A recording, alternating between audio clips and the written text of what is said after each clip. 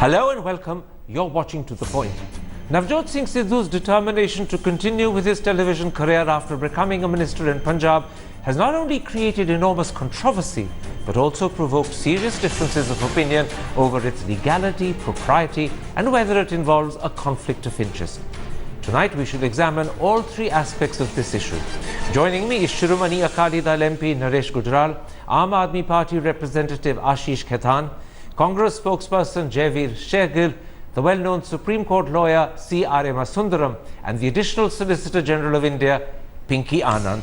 Mrs. Anand, let's step by step examine Mr. Sidhu's determination to continue presenting a TV comedy show after becoming a minister in terms of first the law, secondly morality, and thirdly whether there's a conflict of interest.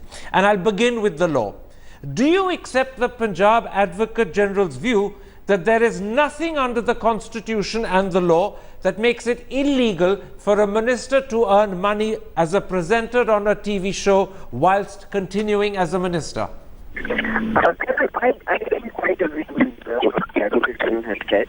And the principal reason is under the Constitution, when there is of allegiance, there is two cases of allegiance to the Constitution of India, and as well as the Here, Mrs. Anand, I will have to come back to you, Mrs. Anand. Hopefully, we'll have a clearer line, and I'll repeat that question to you. What I'll say from a private conversation you had with me for the help of the audience while we were discussing this show is that you believe there's nothing under the law or constitution that makes Mr. Sidhu working as a presenter whilst being a minister illegal. It's an issue of morality and conflict of interest, which we'll come to later. Naresh Gujral, yesterday's Times of India claimed that the Attorney General Mukul Rohatgi had said, and I'm quoting, "The Salaries and Allowances of Ministers Act of 1952 does not allow any minister to have any remuneration other than the emoluments paid by the government."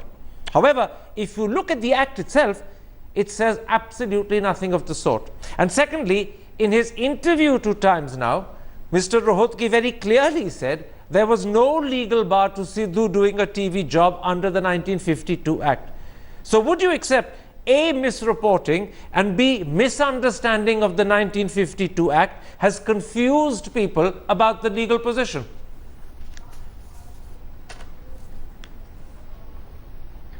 Karan, I am not a legal person, but what I understand of this law is that anybody who holds a position of a minister, either at the center or in the state, cannot do any other work. Now, if what Mr. Sidhu is doing, I do not know whether it's legal or not legal. You have many legal luminaries on the show who can comment on it. But I think eventually this will have to be tested by the courts, whether this is feasible or not feasible. So, but here it's more a question of morality than of legality. If we were to follow Mr. Sidhu's example, then what stops Smriti Irani from continuing with Saas Bhi Kabhi Bahu Thi, or Mr. Arun Jaitley practicing in the evenings as a lawyer, or Mr. Piyush Goyal, who is a renowned chartered accountant, giving advice to his clients in the evening? This will make a whole mockery of the situation. So I think it is not purely a legal issue, but also a morality issue, because when you join as a minister, you are supposed to make certain sacrifices for the nation. You are getting a lot of importance. You're getting a very important position. Can I stop you, so Naresh? Against that, there Naresh, is also can I stop a you? price I to will pay. concentrate on morality and conflict of interest in a moment's time. I'm deliberately taking them step by step and sticking to the legal issue. Let me stay with the legal issue. After that, I will come to morality, I promise you. It's just that I want to ensure the audience don't get confused by us talking about all three at one go. And I've just heard from my producer that in fact Mrs. Pinky Anand will be in her office within 2-3 minutes time, and she will be able to join us and answer that question for herself. But in the meantime, Mr. R.M. Sundaram, let me as a leading Supreme Court lawyer ask you for your interpretation and understanding of the Salaries and Allowances of Ministers Act 1952, a version of which was adopted by the Punjab legislature a year later and so applies there as well. Does it in any way directly or by implication or even by interpretation debar Mr. Sidhu from doing a TV job whilst continuing as a minister? Karan, without any doubt, this is a matter without precedent. We have had members of parliament, not ministers, members of parliament who have allowances who do other work. We have never had a case where a minister really wanted to do it. This is the first time it's being done, and it is yet to be tested in a court of law. But my view on this is very, very clear. My view is there is nothing in the Constitution, nothing in the Representation of People's Act, nothing at all in the Emoluments Act which you referred to, which actually bars him from doing such a thing. However, according to me, that is not the issue. The question put by you was, is it constitutionally or by law permissible? Now, there is no doubt that there is no express bar, but I go a bit further. Now, let's look at law. Let's look at the first principles of law. There is a difference between somebody who's getting allowances, who's not an exclusive employee, and there, the implied term is that he can do other work unless it is expressly prohibited. However, when somebody, by the first principles of law, and I'm going back to common law, if somebody is my servant, is the government servant, if somebody is my exclusive employee and is paid by me for his services to me, and he gets a salary for me, it is implied necessarily that he cannot do anything else or work for anybody else without my express permission. Therefore, according to me, in a situation like this, it is not a question of being barred by a law, but once he is paid as a full-time employee by the government of India, by the government of Punjab, as a servant of the government of Punjab, as a full-time employee, the implied term in that is exclusivity, in that he will not work for anybody else, and in the absence of an express permission, according to me, he cannot do so. There is one other aspect which I don't know whether you've noticed.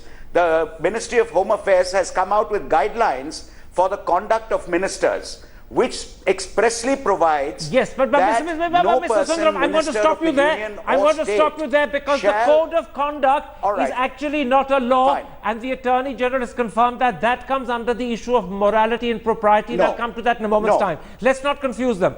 It's not a law. The Attorney General confirmed that. I'll leave it there. But on the first aspect, let me stop you. I want to ask you on the first aspect, the law, according to me, bars it. Sir, I want to ask you two quick follow-up questions to what you said. Give me brief answers. Two quick follow-up questions. Is the point you've made an interpretation or a point that comes by implication, that it may not be explicitly barred by the terms of the Act, but nonetheless it's an implication that it is? Is that the right way of understanding it? Yes, by the first principles of the contract of employment, a contract of employment, full-time employment, includes an implied bar against any contrary employment being taken. And now my second follow-up question. Or any other employment being taken. You are employed exclusively by me 24/7. My second follow-up question. Who is the authority that can give permission to Mr. Sidhu to take up a second job? As you said, if your staff person who's fully employed by you wishes to do a second job, he can't do it without your permission. Who would be the person to give Mr. Sidhu that permission to make it legal and legitimate? Is it the Chief Minister or is it someone else? Yes, it's his employer, which is the state of Punjab. All right. Now, we've got Mrs. Anand. She's there. Mrs. Anand, let me go back to you and repeat that question which you couldn't hear or at least answer earlier. Do you accept the Punjab Advocate General's view that there is nothing under the Constitution and the law that makes it illegal for a minister to earn money as a presenter on a TV show whilst continuing as a minister?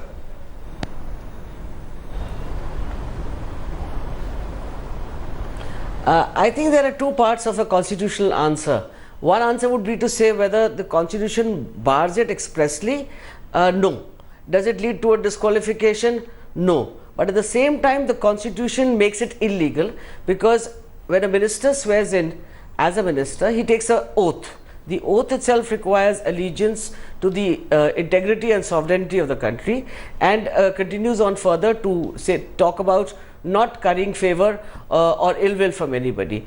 If you take all those principles in mind, clearly the Constitution itself required complete allegiance to the oath of office as a minister, which meant that your entire working had to be as a minister and nothing else. So therefore there is that one part. The second, the Salary and Allowances Act, though, does not say that you cannot take any other salary, but it prescribes a salary. Therefore, by implication, if you take any other form of salary or allowance, it would be illegal under the Salary and Allowances Act, which is specific again to a minister.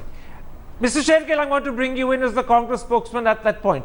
The answer you've heard both from Mrs. Anand, the Additional Solicitor General, as well as from R.M.S. Sundaram, a very leading Supreme Court lawyer, actually amounts to the same reading of the law. Both of them are saying that whilst the law, which is to say the Salaries and Allowances of Ministers Act 1952, doesn't expressly and by so many words bar a minister from a second job, nonetheless there is the clear implicit assumption that Mr. Sidhu is being paid full-time, 24/7, 365 days a year by the government of Punjab to work as a minister, which means his time right through the day and night is paid for by the government, and any time he devotes to TV is time that has already been paid for by the government of Punjab, and therefore it would be illegal of him to devote any time to TV. This is an implication from the law, as Mr. R.M.S. Sundaram said, which makes the law binding, and it in turn makes the 1952 Salaries and Allowances of Ministers Act binding on Mr. Sidhu. That is what he is in guilty or danger of flouting. Unless, of course, as Mr. Sundaram says, Chief Minister Amarinder Singh gives him explicit permission to do so. Now, has he got that permission from the Chief Minister? Or is he in defiance and in breach of the law?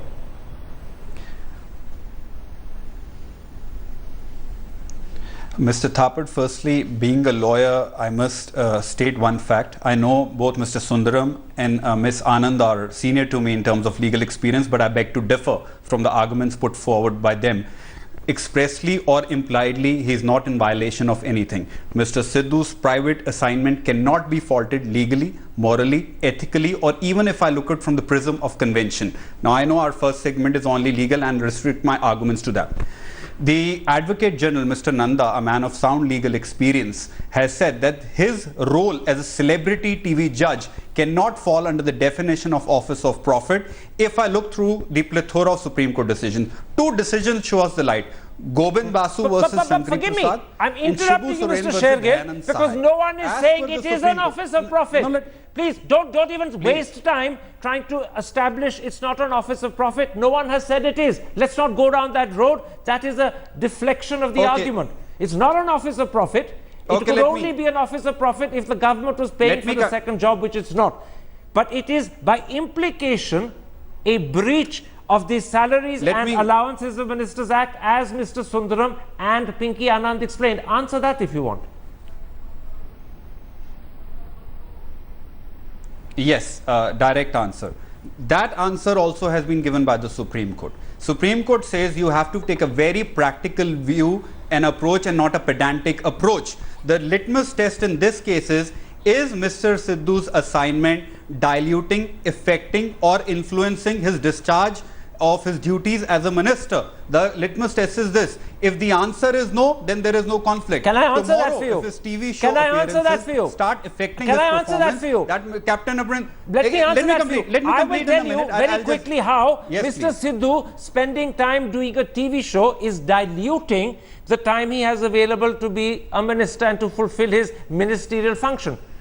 And that is to say, he is paid to be a minister 24 hours a day, even if at night he is doing a TV show, he is not available to fulfill his ministerial and public service functions, and to that extent, he has diluted his responsibility and commitment to his first job.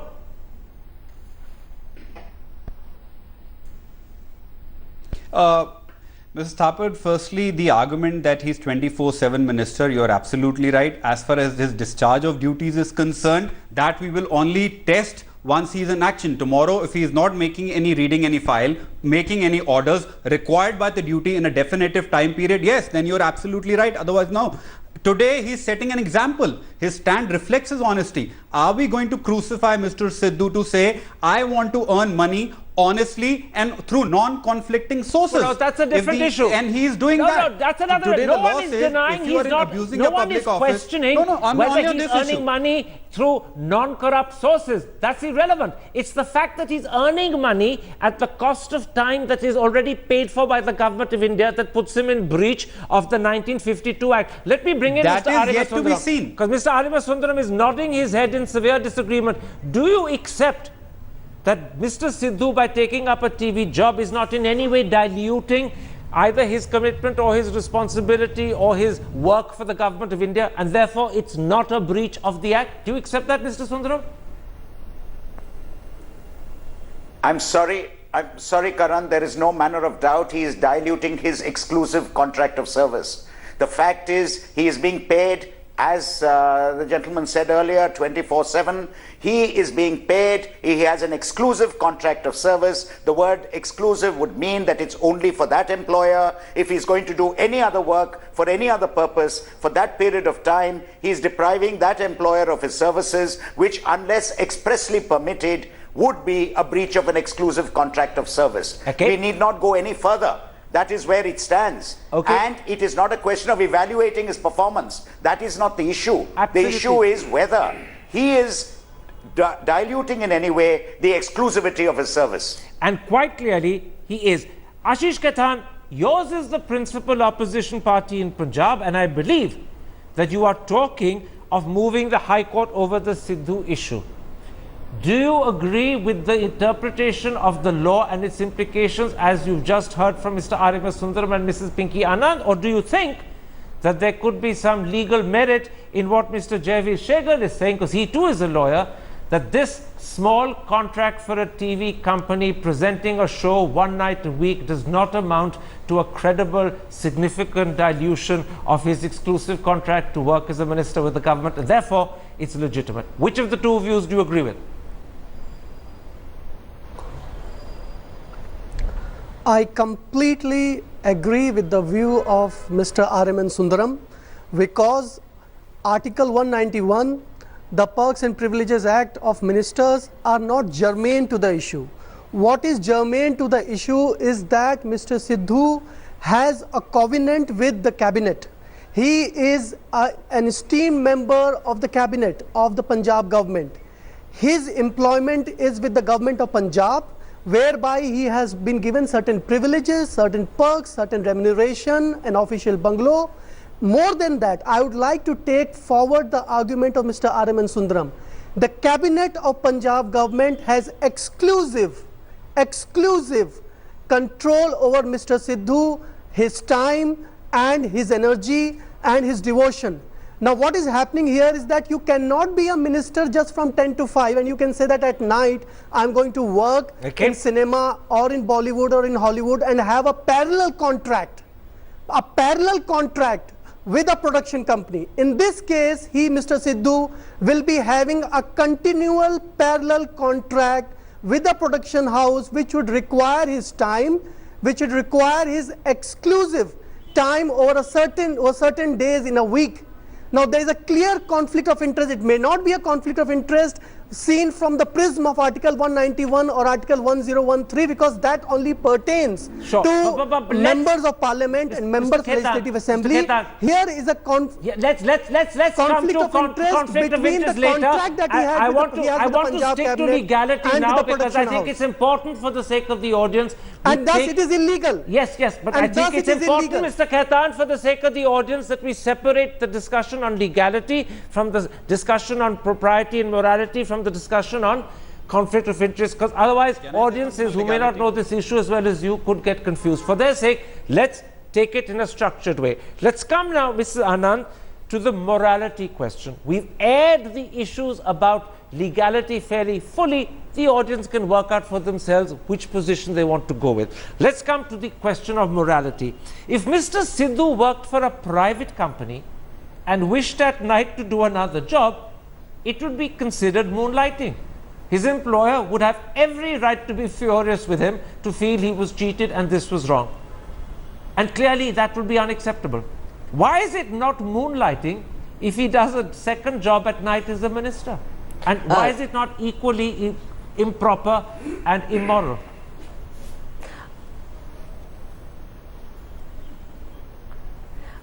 Karan, now that you're talking about morality and possibly also propriety, I think both would come within the same light. Let me take the first issue of conflict of interest, which may not come within the strong folds of law itself. Mr. Sidhu is working for a television show which is transmitting its channel through the government channels. One position. The channel itself, the show itself, what if it has a dispute with the government? The minister in charge would be Mr. Sidhu as the minister in charge of television. In that case, what would the conflict of interest situation be? Law protects not only conflict of interest itself, but a potential conflict of interest. So that is the first scenario for you. The second part of it, you have a code of conduct for ministers, which has been laid way back in the 1960s. And the code of conduct basically provides that you cannot engage in a separate business, a separate work, or earn money through different means. Now, the code of conduct itself has been held not to be implementable in a sense of prosecution being launched on that basis, but at the same time, the question of propriety itself arises when a code of conduct has been set for ministers, which is to be followed in principle, which has to be followed in all purposes. So therefore, both on propriety and on morality, and there is a further aspect of constitutional morality, you have to understand where your allegiance is and where the sovereignty is and what is full faith and non-conflict. Absolutely. Naresh Gujral, it's only fair that I should put to you Navjot Singh Sidhu's point. And it's a point that he makes with pointed comparison to the Badals. He says that if the Badals could continue to own and run transport businesses whilst they were chief minister and deputy chief ministers without raising moral concerns, why should his continuing with TV programs one night a week raise moral issues? That is his defense of his position. How do you respond to it? It's very simple. Badals were shareholders in a company which was run by professional managers. They were not running the business. Today even, any minister can hold shares in a company in which he is not actively involved in the day-to-day running of the business. If Mr. Sidhu also was in a situation like that, nobody would have any problems with that. Can I interrupt? Mr. Badal or his son, Mr. Sukhbir Badal, were not involved. Can I interrupt and point this out to you, that both the Badals, father and son, were involved in setting the policy as well as the rules by which the transport companies would have to operate. So at the end of the day, they may not have been managing the business themselves, but they were the shareholders and they were deciding the policy and rules under which the business would have to run and be regulated by the government. There was a clear conflict of interest there.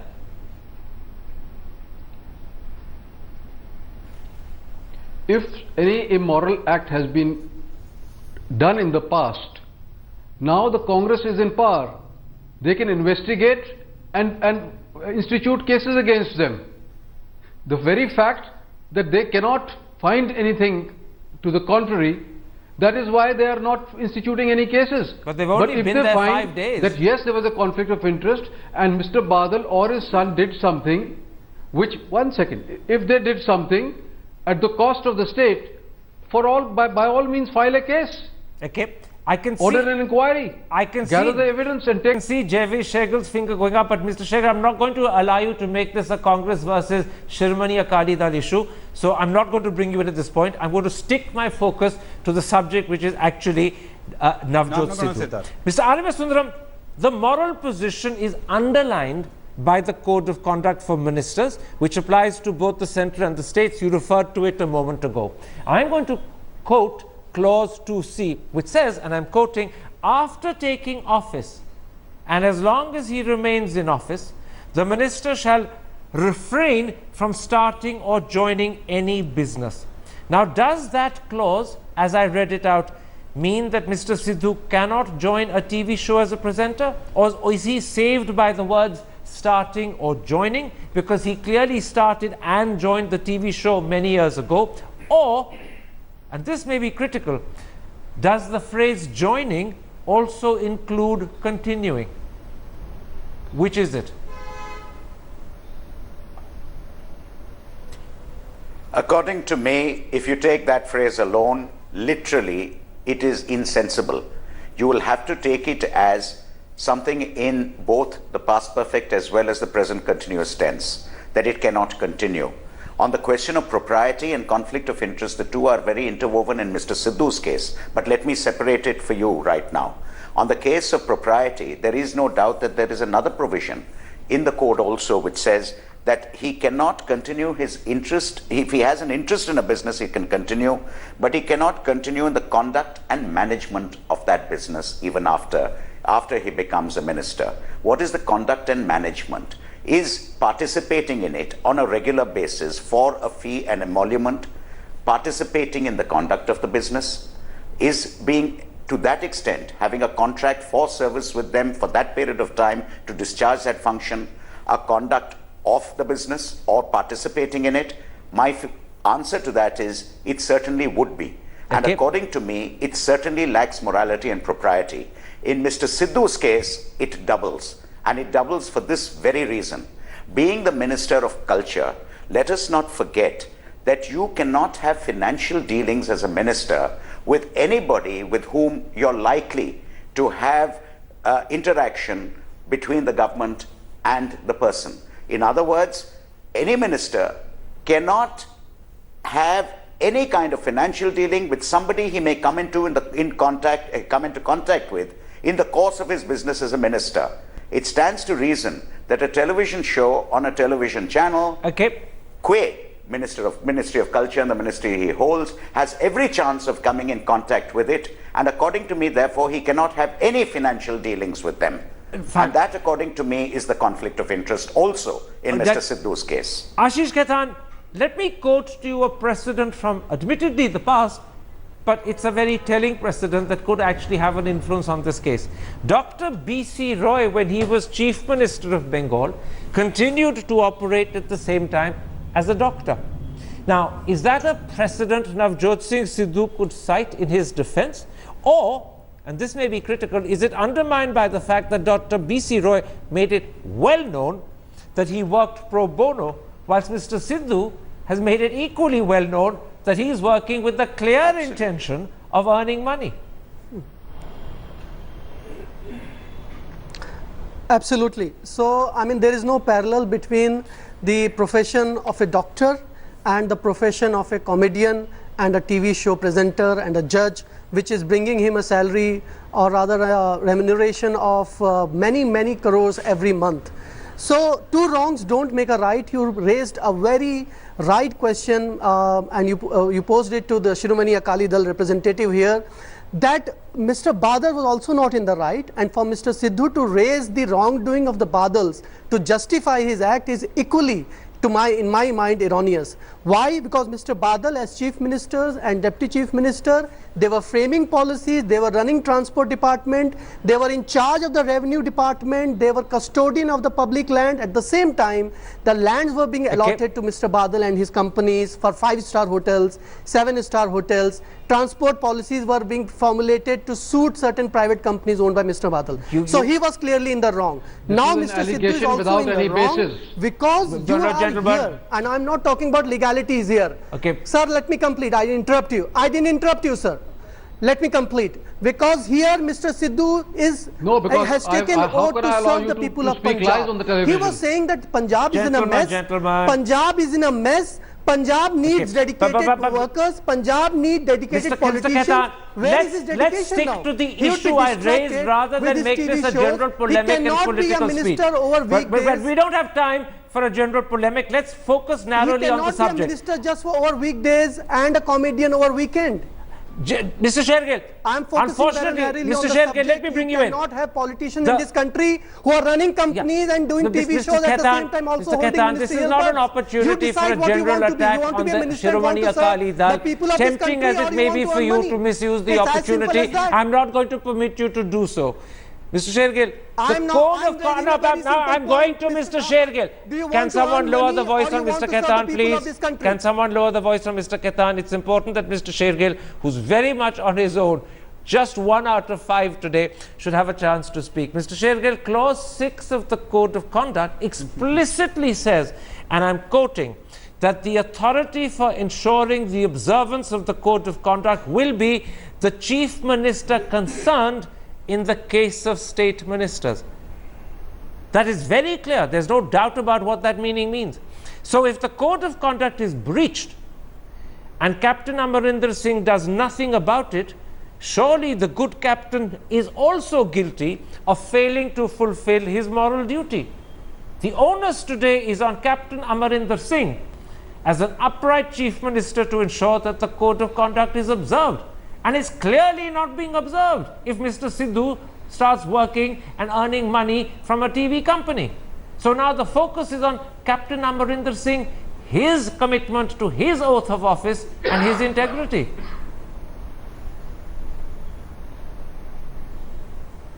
Mr. Thapar, first let me assure you that the good captain will not play a bad captain when it comes to upholding the code of conduct.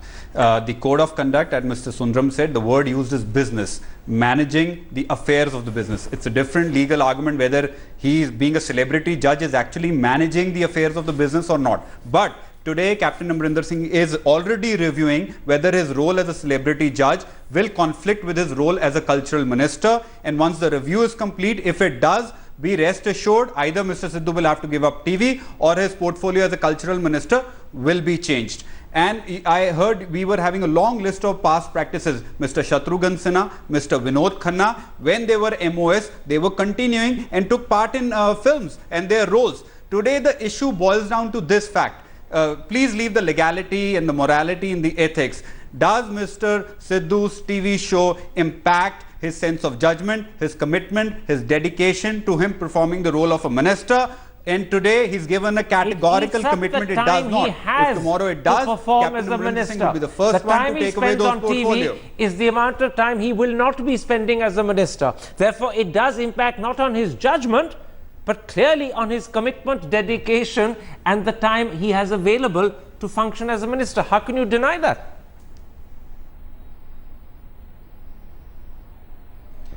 Mr. Thapar, your experience is much more than me. How many chief ministers had a full-time profession as a farmer going on? I know at least 6 of them supervising their businesses, looking after their huge lands, collecting incomes, investment. You took an example of Mr. Badal. It necessarily does not. Today, the timing he's saying, I'll take a 3 o'clock, a night flight, come back before the sunrise, and I'm giving you a categorical commitment. Okay. You can crucify Mr. Sidhu tomorrow if he does not hold good his promise. But as far as law allows him, ethics allow him, convention allows him, today there is no stopping, and I'm giving a reassurance. Okay. His conflict of interest is under review, and Captain Amarinder Singh will give a definitive decision and not compromise the interest of Punjab. All right, I'm going to take a break at that point and I'll simply point out that crucifying Mr. Sidhu may not actually help. Remember, crucifixion helped Jesus become God and become recognized as God.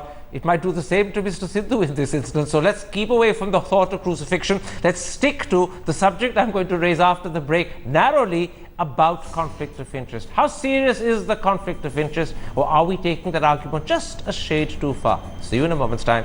And my apologies about that joke if I offended any Christian. That wasn't my intention. As a celebrity guest on a TV program, Mrs. Anand, let's come to the question of conflict of interest in a more focused way.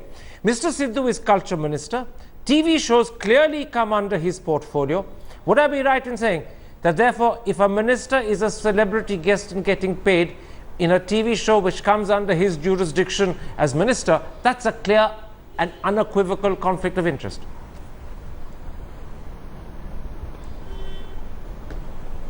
I think, Karan, you hit the point right on the head. I mean, aside from the legality and the constitutionality, it is very much a point that if you are in a TV show which might require either a favor from the government or require clearances from the government, or the government might have an issue with the TV show, each of those positions you would have a potential or an active conflict of interest. And I think nobody in the world could possibly argue otherwise. Naresh Gujral, let me put the opposite to you. We've had prime ministers and ministers making government policy who are farmers, and no one's ever said there's a conflict of interest, and their policies in government would have clearly affected some of the things they do as farmers. Furthermore, specifically in this case, the government doesn't censor comedy shows, it doesn't license and vet them, and frequently these shows actually mock and satirize the government. So aren't we taking in Sidhu's case this conflict of interest question a bit too far?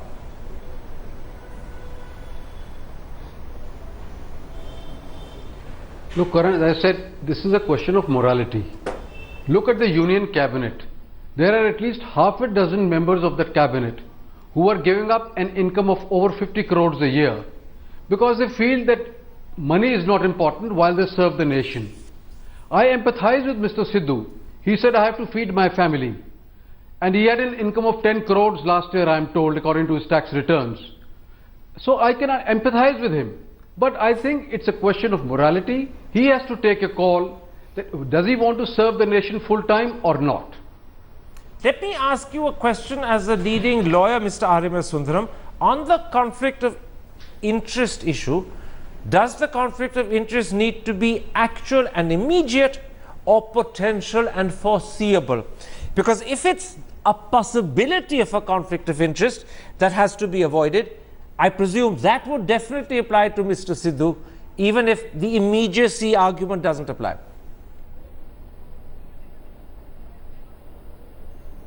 I agree with you completely. According to me, a potential conflict of interest is sufficient. Please just look at even the issue of corruption under the Prevention of Corruption Act, that you should not have any financial dealings with anybody with whom you can come into contact or likely to come into contact in the course of the discharge of your functions, of your duties as a public servant. Now, as a Minister of Culture, don't forget that Mr. Sidhu is not like a doctor doing his own practice. He is being paid by a company, which company he is likely to come into contact with while in the discharge of his functions as a Minister of Culture, and therefore there without a doubt is an in-present conflict of interest. Let's not forget that to be safe on this matter, the conflict of interest and propriety are so interlinked. Okay. When Mr. Arun Jaitley became the leader of the opposition, he gave up his entire legal practice, which I think is very laudatory, because you may very well have argued and said, as leader of the opposition, well, a member of parliament per se can carry on his professional conduct. I'm going to stop you there, Mr. Sundaram. I'm going to stop you there because this is not about Arun Jaitley. But secondly, it is laudable, but remember the code of conduct applies to leaders of the opposition as well. You're ignoring that fact, and that's why I'm interrupting you. The code of conduct specifically applies to the leader of the opposition. Whatever restrictions and prohibitions imposes on ministers, it imposes on the leader of the opposition too. Let me just say one thing. Sir, this is not about Arun Jaitley. No, I don't want to waste time on Arun Jaitley. I'm stopping you. Sir, I'm stopping you. I'm running out of time. I need to bring my politicians in. This is not about Jaitley. Let's stick to Sidhu. It's an analogy of anybody who has a policy issue. Okay. Anybody who has but I need to bring my politicians in now. Over something with which he is financially involved cannot do it. Okay, I want to bring in my politicians. First of all, Ashish Khaitan, like the question of propriety, conflict of interest is also a moral or ethical concern rather than a strictly legal one. Will you, as the principal opposition in the legislature in Punjab, raise this issue on the floor and seek to embarrass both the captain and the Congress party? Because moral and ethical issues can only be handled in that way, but will you do it? Absolutely. See, we will raise it on the floor of the House, we will raise it outside the legislature, because we believe that by Mr. Sidhu, by running a parallel contract which brings him 10 crores every year, has made himself extremely vulnerable to extraneous pulls and pressures, to commercial interest, because look what is happening here. Anybody who wants to influence Mr. Sidhu's functioning as a minister and wants to have a favorable policy out of the department he handles only has to work through the company which pays him 10 crores. And here Mr. Sidhu, by sticking to his 10 crore job a year, has clearly given preference to his selfish need over his ministerial responsibility. So people now know that he is vulnerable and he has given preference over a 10 crore contract over his ministerial responsibility to serve the people of Punjab completely and exclusively. J.V. Shergill, there's no doubt from the answers you've heard from absolutely everyone, but most explicitly from Mr. R.M.S. Sundaram, that there is a conflict of issue here. Now, in the interview he gave me on Monday, Captain Amarinder Singh himself raised that point in the interview.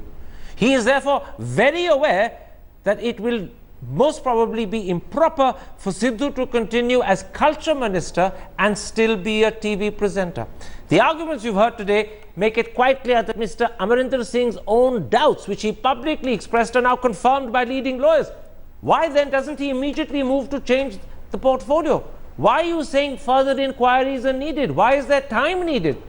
A good, honorable, upright chief minister who's concerned about his integrity will move at once, particularly when he raised the issue on Monday. I didn't, he raised it. So why hasn't he already moved to change the portfolio? What's there to see and wait for? Exactly. He's not waiting for anything. Conflict of interest by definition means abuse of official position for personal gain. Now, the question which Captain Amarinder Singh will have to see, is he abusing his position as a minister to get a new role on a celebrity show, or being a celebrity, he is taking undue favors? As I told you, he's received the opinion yesterday from Mr. Atul Nanda. He's reviewing it. Be rest assured, no compromise will be made even on a possibility of conflict of interest. Rest assured there might be an actual conflict of interest, and if there is even an iota of doubt in the CM's mind that it can lead to some kind of conflict of interest, he will change the ministry, be rest assured. And third, let me again say something. Very quickly.